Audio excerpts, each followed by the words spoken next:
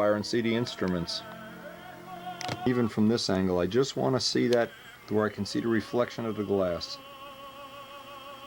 With the glass on, it's picking angles up just the way I think it should. That'll just work well.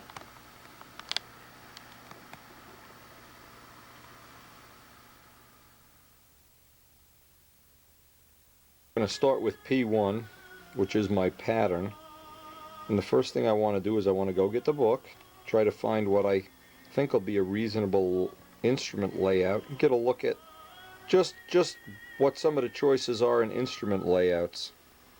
Again, we can't make it really scale, but we can get that look of what it would tentatively look like.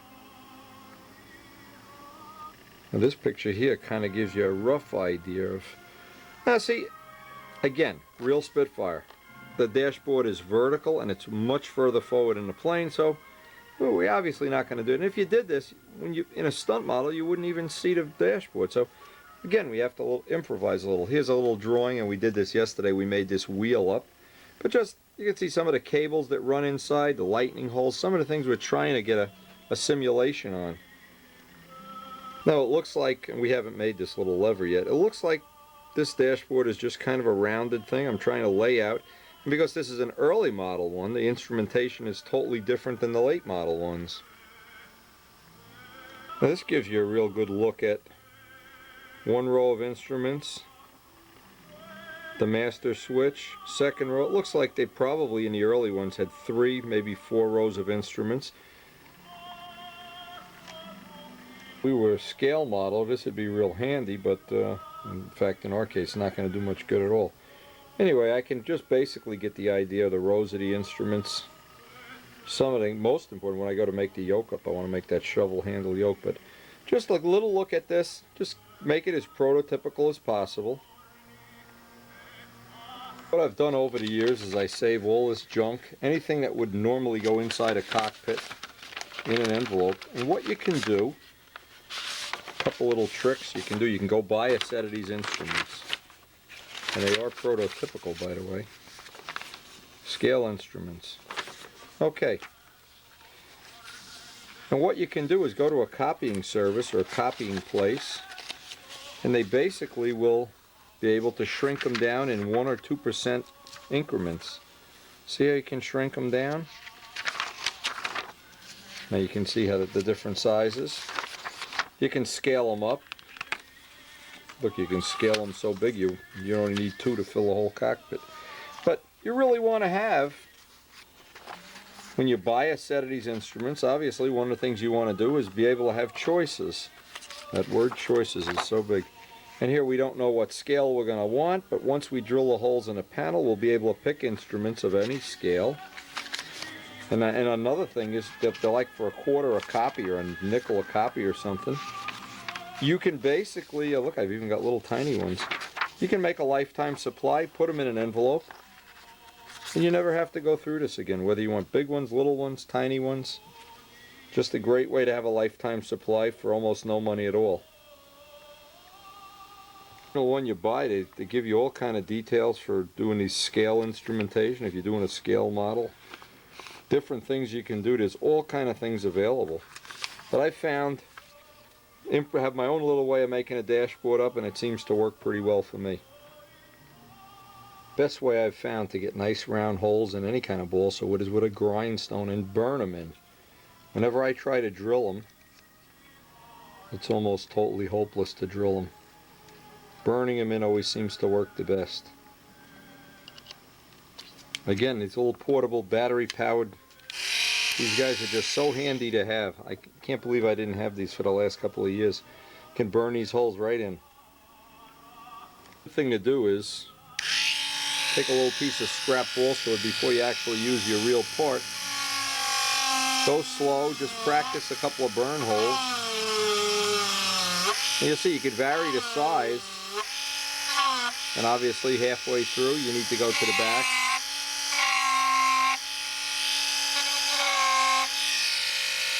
And it really does leave a nice hole.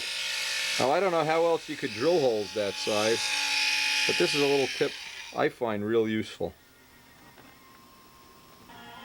Now if you're in doubt, of course another thing you can do is 2 or 3 of these dashboards from the original pattern and lay out the instruments in different ways until you're happy with the layout.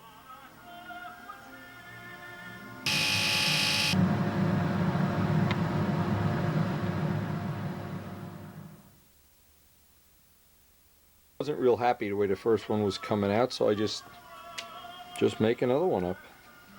And what I did, I took a little piece of sandpaper, masking taped it to a toothpick, and so I can just add layers to this or take layers away, as well as having a little grindstone tip I can get in here, clean the inside edge of this up, and of course this isn't the final cleaning. Right now it's just cosmetic more than anything else. But the next thing I want to do is I want to glue a piece of wet and dry sandpaper to this, and that'll make the surface of the dashboard. The closest thing we have to an anti-glare finish, and you'll notice all sandpaper is not the same color. It's not even close, in fact. So if you choose you want to use gray or some other color, it's very easy. Just change the color of the sandpaper. Now, what I'm going to do is mix up some 5-minute epoxy and get this laid right on there. Let it dry, and then I can come back through with the little burr, little grindstone, and recut the holes. What I'd ultimately like to achieve is a lot of different textures inside that cockpit area. And you would think, you know, just taking a paintbrush and painting everything flat black would be the answer. Well, if zinc chromate, if you lay it out properly, you really can get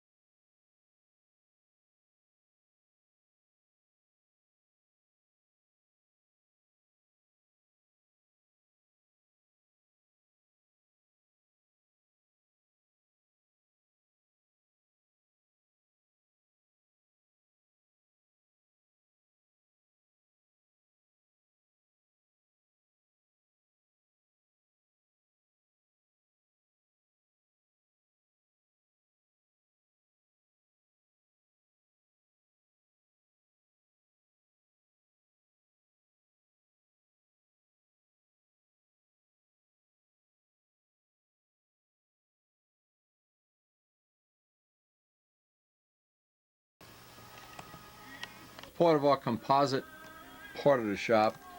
Doing composites, we always want to be able to heat epoxy, and what I've done is put a heat lamp, hang it from a variable cord, of course, and now what this will do, it'll thin the epoxy just a little bit, give me a little better bond, let it kick off even a little quicker than it normally would.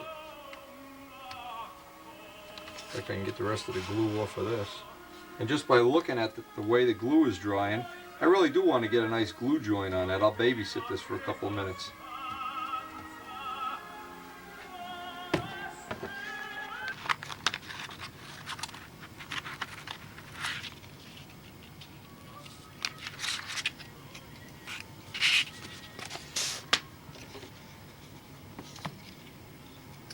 Now with the epoxy dry, I can just make a little dot in the middle of this so I know exactly where these holes are going to have to get burned back in. Now the second part is burn them through from the front to the back, and it should give us some nice cuts.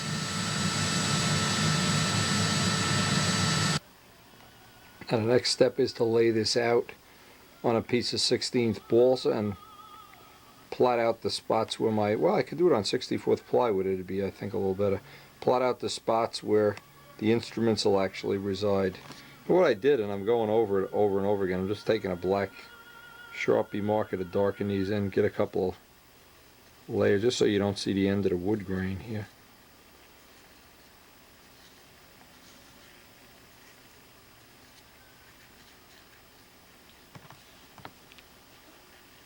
Now 64th plywood usually has one side real nice and smooth, and I want to cross grain it so that the grain is going in the opposite direction, because this actually winds up being, when it's all done, it winds up being a former. Actually, it becomes one of the fuselage formers.